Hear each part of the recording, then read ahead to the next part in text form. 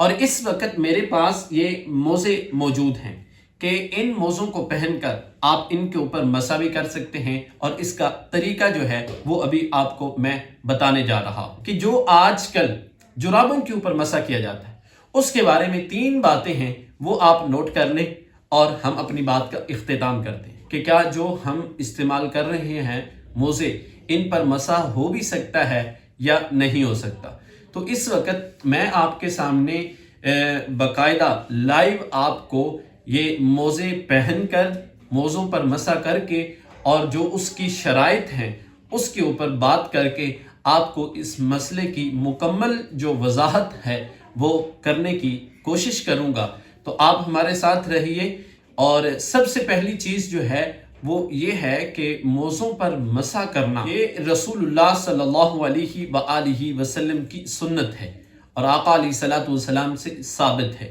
اور جو موزوں پر مسح کیا جاتا ہے، اگر وہ مقیم ہو، مسافر نہ ہو، تو اس کی مدت 1 دن 1 رات ہے، اور اگر اس کے ساتھ کوئی مسافر ہے تو اس کی مدت یہی 1 دن سے بڑھ کر 3 دن پہ چلی جاتی ہے، یعنی 3 دن اور 3 راتیں۔ اب اگر کوئی شخص جنبی ہے تو اس کے لیے یہ موزوں پر مسح کرنا یہ جائز نہیں ہے، اس کے لیے تو غسل کرنا ضروری ہے، اور اس کے ساتھ ساتھ عورتیں بھی موزہ پہن کر اس پر مسح کر سکتی ہیں۔ اور موزہ ایسا ہو کہ آپ کے جسم کے ساتھ، آپ کے پاؤں کے ساتھ چمٹا ہونا چاہیے، اور اس کے ساتھ ساتھ آپ کے ٹخنے بھی چھپے ہونے چاہیے۔ اور اس وقت میرے پاس یہ موزے موجود ہیں کہ ان موزوں کو پہن کر آپ ان کے اوپر مسح بھی کر سکتے ہیں، اور اس کا طریقہ جو ہے وہ ابھی آپ کو میں بتانے جا رہا ہوں۔ اب ان کے اندر 3 شرائط موجود ہونی چاہیے۔ یا تو یہ پورے کے پورے چمڑے کے ہونے چاہیے، ایسے موزے پر مسح کرنا یہ جائز ہے۔ اگر پورے کے پورے چمڑے کے نہیں ہیں تو پھر اس کا نیچے والا حصہ اور اوپر والا حصہ جو ہے یہ اگر چمڑے کے ہوں تو یہ تب بھی ان پر مسح کرنا جائز ہے۔ پھر اس کے ساتھ اگر اوپر والا حصہ یہ چمڑا نہیں ہے، صرف نیچے والا حصہ جو ہے یہ چمڑا ہے، تو ایسے موزے پر بھی آپ مسح کر سکتے ہیں، اور یہ رسول اللہ صلی اللہ علیہ وسلم کی سنت بھی ہے۔ اب اگر ہمارے ہاں جو یہ رواج ہے جرابیں پہن کر بعض لوگ مسح کرتے ہیں، تو اس کی بات جو ہے وہ میں آگے چل کر آخر میں کرتا ہوں کہ کیا جو آج کل ہم جرابیں یوز کرتے ہیں، استعمال کرتے ہیں، اور بعض جو مارکیٹ کے اندر کچھ لوگ ایسے ہیں کہ جنہوں نے اس طرح کی جرابیں تیار کی ہیں کہ جو موزے کے بالکل مشابہ ہیں، ان پر مسح کرنے کے حوالے سے لوگ سوال کرتے ہیں، اس پر بھی آگے گفتگو کرتے ہیں۔ سب سے پہلے ہم اس کو پہن کر اور اس پر مسح کرنے کا بتائیں گے، پھر جو آج کل جرابیں استعمال کی جاتی ہیں ان کے حوالے سے آپ کو بتائیں گے۔ تو آپ نے جب بھی موزے کو استعمال کرنا ہے، موزہ پہننا ہے، تو اس سے پہلے آپ نے وضو کرنا ہے۔ وضو پہلے کرنا یہ ضروری ہے۔ وضو کر کے آپ موزہ پہنیں گے تب آپ اس کے اوپر مسح کرنا شروع کر سکتے ہیں۔ سب سے پہلی بات جو ہے، اگر آپ نے وضو مکمل نہیں کیا، صرف پاؤں دھوئے ہیں اور پھر بعد میں آپ نے وضو کیا ہے اور مسح کیا ہے، تو اس طریقے سے بھی جائز ہے، ورنہ آپ پہلے وضو کریں، وضو کرنے کے بعد آپ اس موزے کو پہن لیں۔ اب اس کے لیے موزہ پہننے کے لیے نیچے آپ اگر جرابیں پہنی ہوں تو آپ جرابیں بھی پہن سکتے ہیں، کوئی اس کے لیے یہ نہیں ہے کہ آپ کے جسم کے ساتھ موزہ ہی ٹچ ہو، بلکہ اگر آپ نے نیچے موزے کے نیچے جرابیں پہنی ہیں تو جرابیں بھی ٹھیک ہیں، اور وضو کرنے کے بعد آپ جرابیں پہنیں اور اوپر موزے پہنیں، تو آپ کا جو مسح ہے وہ آپ اس کے بعد کر سکتے ہیں۔ اب میں نے یہ دیکھیں آپ کے سامنے ایک پاؤں کا موزہ جو ہے یہ پہن لیا ہے۔ اب ہم دوسرے موزے کو پہنیں گے۔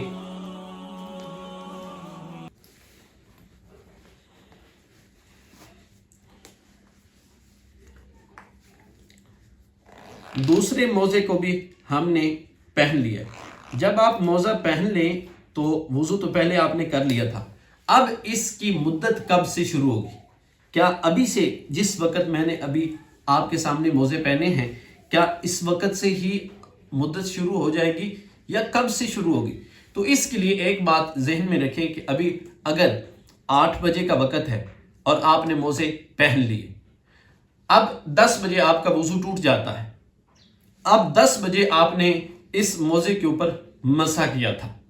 अब जब 10 बजे इस मोजे के ऊपर मसा किया है तो अब से आपका टाइम शुरू होगा। ये नहीं कि जब से आपने पहना था, बल्कि जब आपका वुजू टूटा और आपने पहला मसा किया इसके ऊपर, तब से मुकीम के लिए 1 दिन और 1 रात मसा कर सकता है। और अगर इसके बरअक्स मुसाफिर है तो 10 बजे उसका वुजू टूटा था, उसने दोबारा वुजू किया, वुजू करने के बाद फिर 3 दिन 3 रातें जब मुकम्मल हो जाएंगी तो रात 10 बजे उसका वक़्त मुकम्मल होगा। अब अगर इसके दौरान आपने इस मोजे को एक बार भी उतार दिया तो आपका वुजू जो है वो टूट जाएगा। उसके लिए दोबारा आपको वुजू करके मोजा पहनना पड़ेगा। हम बात करते हैं कि इसके ऊपर आपने मसा करना कैसे। सबसे पहले जब आप अपने वुजू को मुकम्मल करते हैं, वुजू को मुकम्मल करने के बाद जब पैरों को धोने की बारी आती है तो आपने अपने हाथों को क्या करना है, गीला करना है। गीला करने के बाद आपने ये ऐसे 3 उंगलियां जो हैं इस तरीके के साथ आपने अपने पैर के ऊपर मसा करना है तो आपका मसा हो जाएगा। साइडों पे नीचे आगे पीछे करने की ज़रूरत नहीं है, बल्कि इस तरीके के साथ हाथ अपना ऊपर फेरेंगे तो आपका मसा हो जाएगा। दायां पाँव दाएं हाथ के साथ, और फिर जब बायां पाँव होगा तो इसी तरह आपने 3 उंगलियां गिली करके इसके ऊपर आपने इस तरीके के साथ मसा कर देना। अब ये तो बात मुकम्मल हो गई, लेकिन अगली और आखिरी बात वो ये कि जो आजकल जुराबों के ऊपर मसा किया जाता है उसके बारे में 3 बातें हैं, वो आप नोट कर लें और हम अपनी बात का इख्तिताम करते हैं। उनमें से पहली शर्त ये है कि मोजे यानी जो जुराबों की मिसल होते हैं ऐसे होने चाहिए कि जो गाढ़े भी हों, मोटे भी हों, और उनके अंदर पानी जो है वो सरायत ना करे। यानी आप पानी मसा करते हुए या वैसे पानी जो है आपके मोज़ों के ऊपर, जुराबों के ऊपर पड़ता है तो वो पानी आपकी जुराबों के अंदर न जाए। और फिर मोज़ों के लिए एक शर्त ये भी है कि ऐसे मोज़े होने चाहिए कि जो 3 मील तक आप अगर सफ़र करें तो वो सफ़र करने के दौरान फटे ना, उनके साथ आप अच्छे तरीके के साथ सफ़र कर सकें, चलने फिरने के अंदर कोई परेशानी ना हो। तो ऐसे जो मोज़े होते हैं उन पर भी आप मसा कर सकते हैं।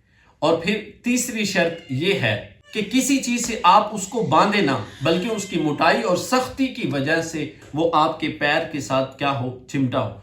अगर ये तीनों शराइत किसी आजकल जुराबों के अंदर पाई जाएं तो ऐसी जुराबों के ऊपर मसा करना जायज़ है। आजकल मार्केट में ऐसे मोज़े भी दस्तयाब हैं कि इन सारी की सारी शराइत को सामने रख कर मोज़ा तैयार किया गया है। तो ऐसे मोज़े अगर मार्केट से मिल जाएं और उनके ऊपर आप मसा कर सकते हैं